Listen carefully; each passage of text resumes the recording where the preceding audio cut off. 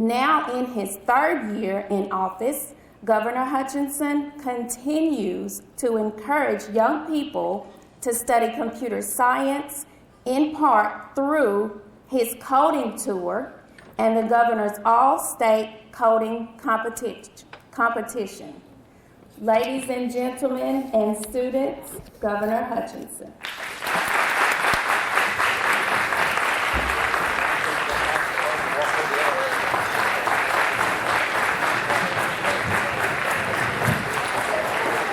Thank you.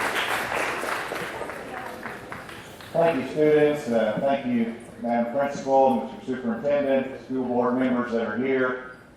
Students, I'm delighted to have the opportunity to make my case to you and talk about computer science. Now, you might say, why in the world does the governor want to come and go around the state talking about computer science?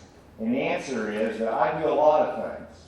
I have responsibility working with the legislature. I have a lot of work that I do on job creation in this state. This last week we announced 800 jobs in Forest City that will involve a new company from China coming here. I try to recruit industry all across this state. But one of the most exciting things that I do is this coding tour through Arkansas high schools. Now I'm only going to about 10 high schools this year, but I wanted to make sure that I came to Watson Chapel. And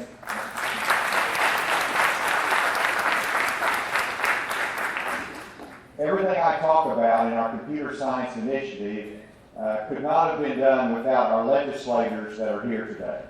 And I wanted to introduce Representative Ken Ferguson. Stand up, please. Representing Mike Holcomb. Representative Vivian Flowers. They represent this area and they do an incredible job. And because of their efforts and our work together, we have mandated for computer science to be offered in every high school in Arkansas. And we are the first state in the union across the United States to mandate computer science in every school. We did that 2 years ago when I first got elected governor, and we put $5 million over 2 years into retraining teachers to make sure that we had computer science teachers that were out there. And we also did something different, that we wanted to make sure you got graduation credit for it. And so we changed the law so that you would get, similar to a math credit, that you could take computer science, get your math credit, and go toward graduation. Because we did that and we integrated it into the lower grades as well, we put our money into it, we did all kinds of things. Arkansas right now is ranked #1 in the nation in computer science education. Code.org, Microsoft, you name it, Wired Magazine out of New York, they all look at Arkansas as the lead in computer science education. And that's exciting to me as governor. Now, here in Watson Chapel, we need to increase the students that are interested in taking it. And I'm delighted to see with the leadership of the school that we will have a teacher next year that will be in the classroom teaching it. And we're going to get the professional development there. She's excited about that, so she'll be here teaching it. And thus far, we've only offered that through distance learning here at Watson Chapel. And so we haven't had the level of students that are taking it. We want to encourage you to take it. Now, why is this important to your future? And the bottom line is you can get a real good job if you understand computer science. I have a grandson that plays basketball, and he went down for an AAU tournament down in Dallas, actually. I was down there watching him. I like doing that. They lost their first 2 games. I said, "What happened, Coach?" And he said, "Well, we took them out after they lost 2 games, and I looked at them having dinner, and they were all sitting there looking at their technology. Nobody was talking to each other. They're all looking at their technology, and he took it all away. It actually made them talk to each other, and they won 3 games in a row." Now, I tell that story just because he's my grandson. I want to tell my grandson's story. But it's also, it shows what technology is about to this generation, to you. And so you are in the same boat. You love your technology, you love your video games. Who makes all of that? It's people that know how to code. And it is important because right now there will be 1 million unfilled jobs in the next 10 years in the computer science field, an average wage rate of $60,000. And so there's good money in this field, and there's jobs here in Arkansas. And so we are excited about the future of this. We started out with fewer than 1,000 students in Arkansas. We had fewer than 20 teachers that could teach computer science all across the state of Arkansas. We've moved from 20 teachers to 1,000 teachers that have been trained. We've moved from 1,000 students to up to 5,500 students, a 400% increase almost in those that take computer science.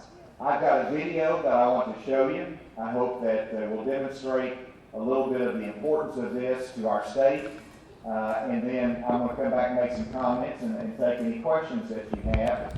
This video, I want you to know, was produced exclusively in Arkansas, and everything that you see on this video represents jobs and companies that are located here in this state. So we have an Arkansas video. Let's go ahead and dim the lights if we can and roll the screen.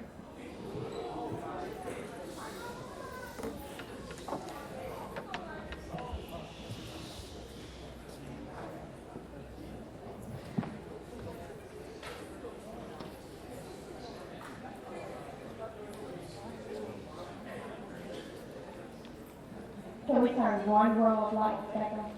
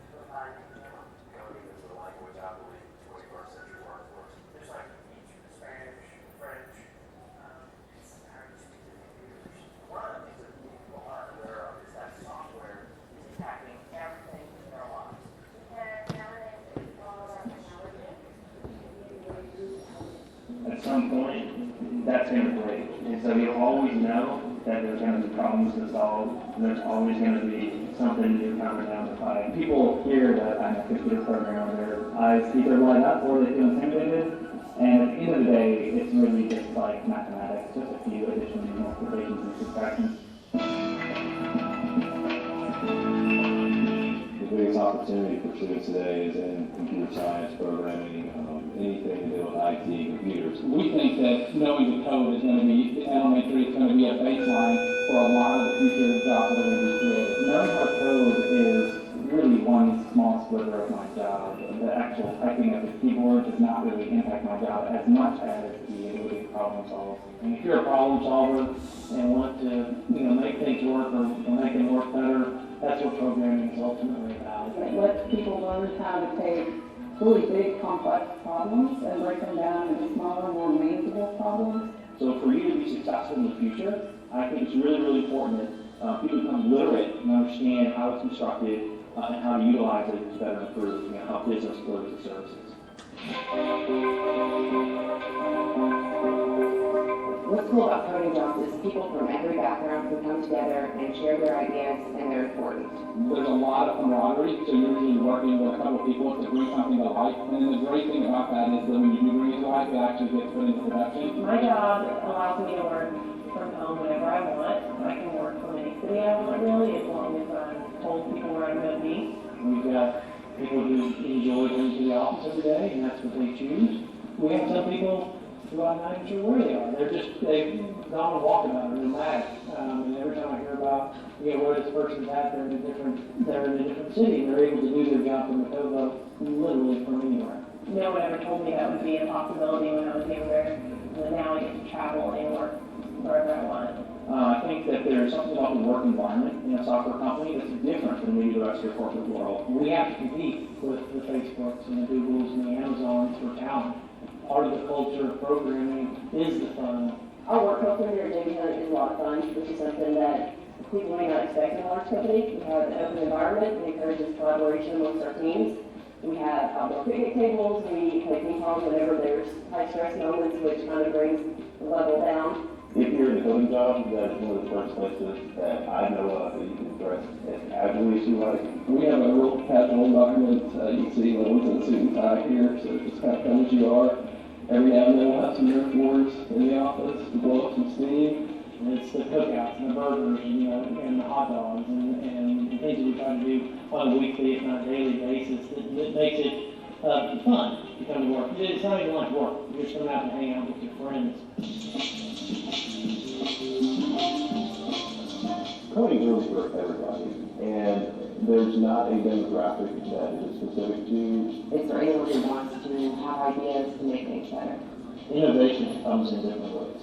And I think different perspectives, different point of views are only going to help with innovation. When you give students the opportunity to learn in this hands-on IT high-tech environment, it appeals to all students. When I graduated from the University of Arkansas, there were very few women in my field. And now I think that has definitely changed. And I think it's because technology spans so much more than people realize. I would encourage girls to learn how to code because nowadays it's very important to break a lot of barriers that there are out in this world.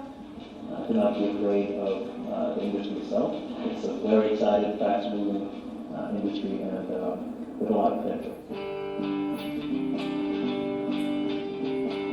I would study in the computer science IT field because one, opportunities, two, opportunities, and three, opportunities. We are actually creating the future. We are working with technologies and talking to clients who are building things that don't even exist today, that the general public doesn't even know are even coming. I think anytime a young person can take a coding class, they definitely should. Just knowing what it takes to make something happen in this world of technology is essential. If you have the ability and the offering to take any of the computer science courses, it just gives you that one extra, leg up on so many people that aren't offered those classes in other states.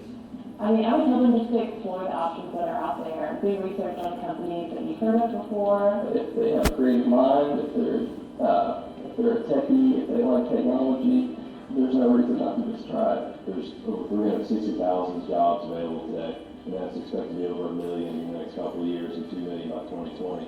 So if you have these skills, there is a job opportunity for you. with all the growth in the state of Arkansas, there's a lot of job opportunities right here in your home state. What we're doing is creating intrigue and excitement around coding, and those are the people that we want to hire. We want people that enjoy the work that they do. Once you learn how to code, and it's not simply for that specific language. Once you start learning, it really is something that you just want to go ahead and learn more and learn as many as you can. I know, like Pokemon, once you get one, you gotta pass it on.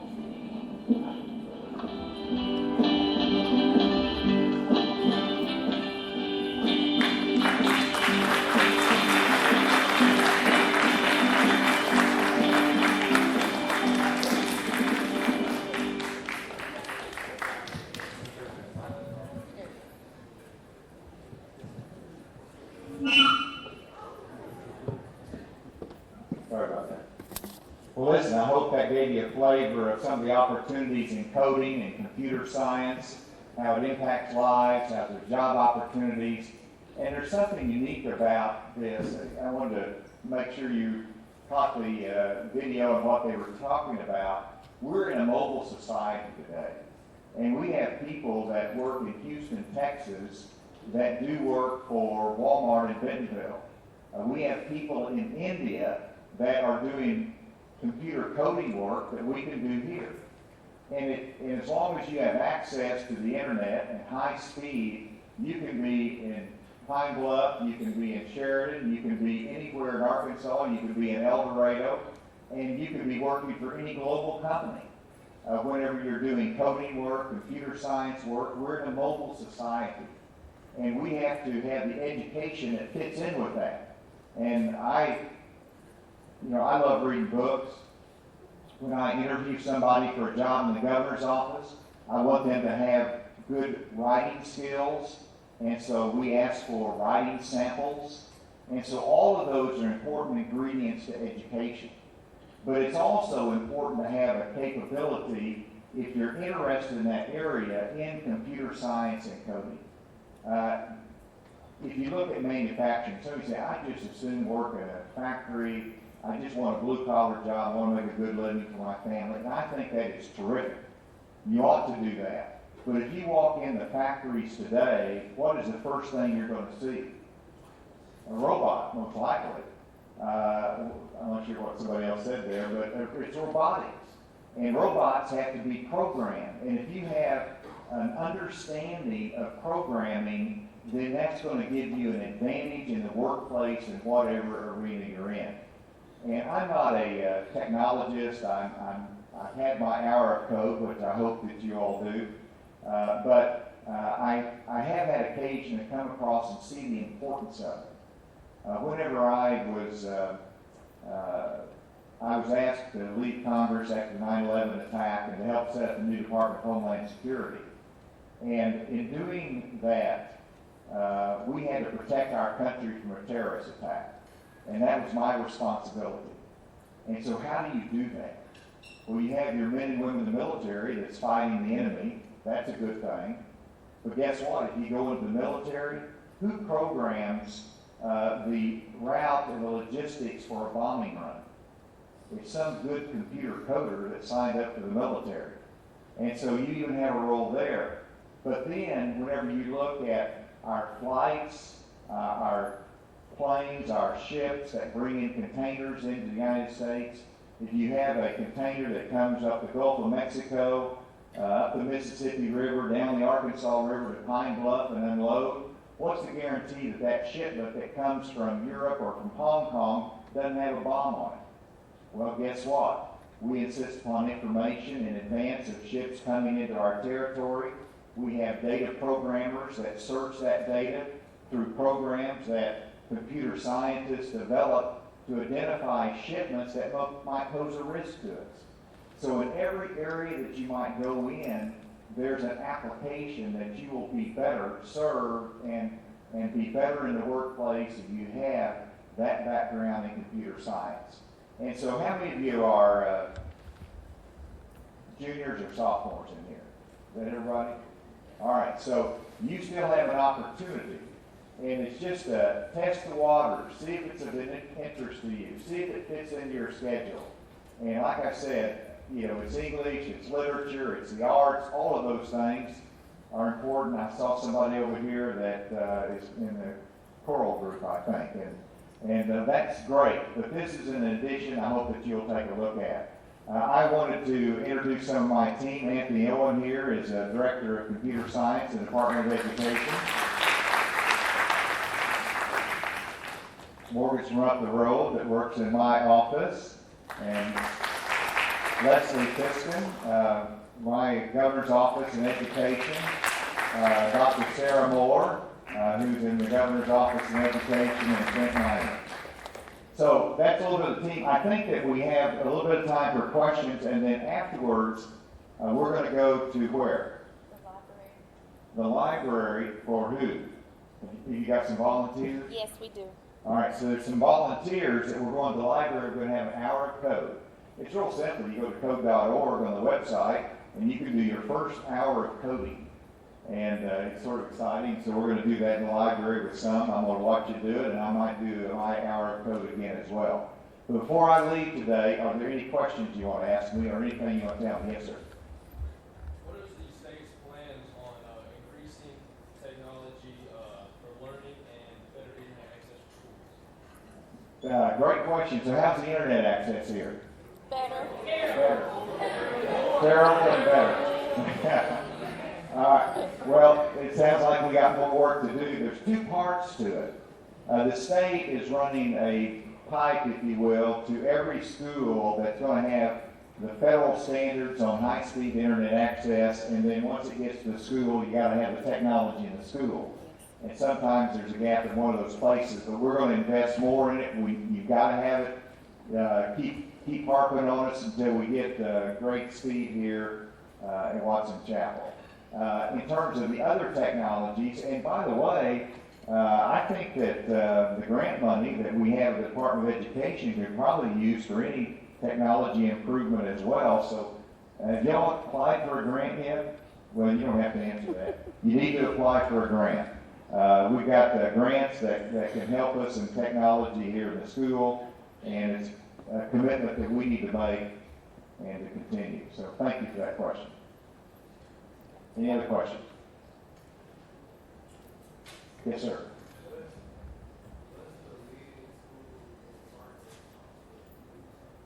Wow. That's thinking ahead right there. That's a great question. What's the leading school in Arkansas for computer science? Let's talk about colleges first. And I wouldn't pick out one that necessarily is the best. The University of Arkansas at Pine Bluff has a great computer science program, and they're emphasizing that. UCA in Conway has a coding academy. So they're devoting resources to it. University of Arkansas Fayetteville obviously has a great program. So you can study that. I'll get in trouble if I don't mention more of them. But what's happened is because we're producing more talent coming out of our high schools in computer science, that the universities, the 2-year colleges and 4-year colleges, are doing better. They're having more extensive programs, teaching more languages, and so there's a lot of opportunity. Now, if you look at the high schools, that's what's exciting to me. It's you can go to, there was one very large school here in Arkansas that if I told you the name of it, you'd say, man, that's a top quality school. But I saw that they had 0 students in computer science. And so I called up the superintendent and said, what's the deal? And when the governor calls up the superintendent and says, what's the deal, sometimes it gets their attention. The next year they had 100 students in computer science. And so part of it is just attention to it, getting the teachers trained and recruited for it, but a lot of it is the demand of the students. And so if you say, I want computer science, then the teachers love you, and they're going to make sure you have that opportunity. I just came from a school. Where were we? Sheriff?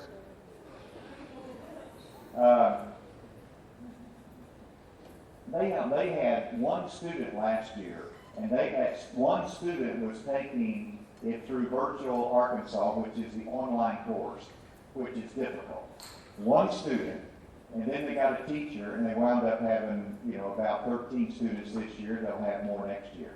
And so start in it, and so Watson Chapel can be a star. But next year, we're going to have a governor's coding competition. And Verizon is offering $50,000 in prize money for the students if you win the coding competition. Now it breaks down because you have multiple teams, but I think the top prize was like $1,000 or $2,000 for students, $2,000 per student for winning the statewide coding competition. And in Sheridan, I don't mean to pick on them, but they went from 1 to 13, and they're doing video games there. So it doesn't take long to be able to do it, and you can learn a lot of it at home, and you'll wind up, the students know more than the teachers, and that's what's intimidating to the teachers, actually. It's not just unique in the United States. Over in Germany, I was talking to them about what we're doing in Arkansas in computer science, and they said our problem was that the teachers were intimidated because the students knew more than they did. Well, that might be the case, but teachers need to step up to the plate, and you're a facilitator, really. A teacher is a facilitator for the students because you're learning it online, you're learning it on yourself. I used to give short answers and somehow started getting long answers. That was a great question. On behalf of my students here at Watson Chapel, I want you to make us an offer. We want computers. If you want to power the program for coding, we'll be glad to do it here, right?